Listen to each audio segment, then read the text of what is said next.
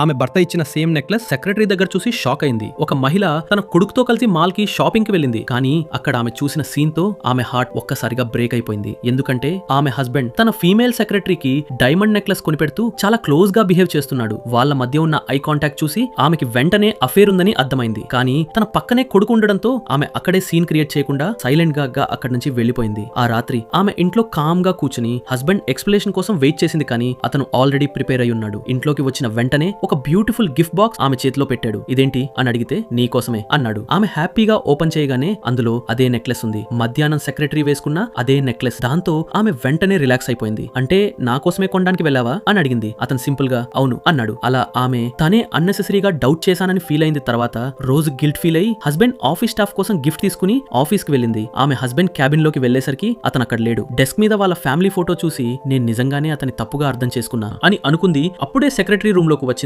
ఆమె ఫైల్స్ తీసుకోవడానికి వంగినప్పుడు ఆమె నెక్ మీద ఉన్న నెక్లెస్ చూసి వైఫ్ కి షాక్ తగిలింది. ఎందుకంటే అది కూడా సేమ్ నెక్లెస్. అప్పుడే ఆమెకి ట్రూత్ అర్థమైంది. తన హస్బెండ్ నిజంగానే చీటింగ్ చేస్తున్నాడని, ఆ సెక్రటరీని సీక్రెట్ గా మెయింటైన్ చేస్తున్నాడని. పార్ట్ 2 కావాలంటే కామెంట్ చేయండి.